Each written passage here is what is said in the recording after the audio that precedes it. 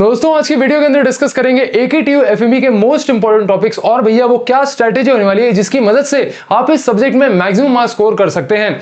दूसरी चीज, अगर अभी तक भी आपने कुछ नहीं पढ़ा है तो ये टॉपिक्स और ये जो यूनिट वाइज स्ट्रक्चर है कि भैया पहले कौन सी यूनिट पढ़े बाद में कौन सी यूनिट पढ़े, जो बताने वाला हूं इसको पढ़ लो, काम हो जाएगा। ठीक है, चलिए सबसे पहले समझना कि भैया आपके एफएमई के अंदर फर्स्ट यूनिट जो है वो मोस्ट लेंथीएस्ट यूनिट है, तो हमें फर्स्ट यूनिट को सबसे लास्ट में पढ़ना है।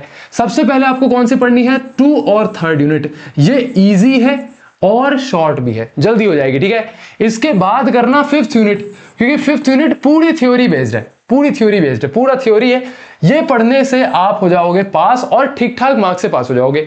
इसके साथ अगर आपने 4th यूनिट पढ़ ली जिसके न्यूमेरिकल्स, डेरिवेशन या थ्योरी काफी इजी है, तो आपका भैया बहुत अच्छे मार्क्स से जो है आप पास होने का हिसाब किताब बन जाएगा। अगर आपको टॉप ही मारना है तो फिर आप फर्स्ट यूनिट भी पढ़ सकते हो। ठीक है, लेकिन अभी तक जिसने कुछ नहीं पढ़ा है उसको मैं सजेस्ट करूंगा 3 यूनिट पहले पढ़ लो, टाइम बचे तो 4th यूनिट पढ़ लेना बस ये।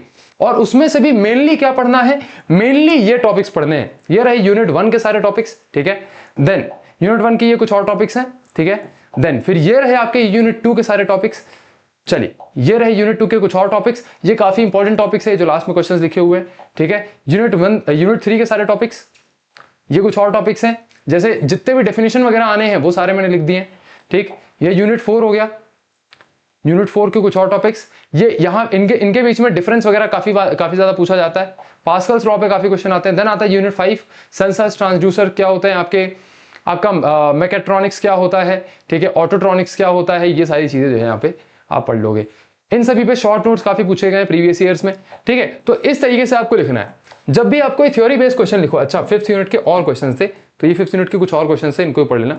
जब भी आपको थ्योरी बेस्ड क्वेश्चन लिखोगे तो बच्चों की आदत होती है उसको पैराग्राफ में लिखने की, लिखते जाते इस तरीके से मार्क्स नहीं मिलेंगे, मार्क्स मिलेंगे सेक्शंस में लिखने में। तो जब भी मान लो 4 स्ट्रोक इंजन की बात हो रही है तो पहले हमने प्रॉपर डिफाइन किया 2-3 पॉइंट्स में, आंसर हमेशा सेक्शंस में डिवाइड करके और पॉइंट्स में लिखना है। ठीक है, फिर हमने उसके कैरेक्टरिस्टिक लिखे, हमने उसकी वर्किंग लिखी।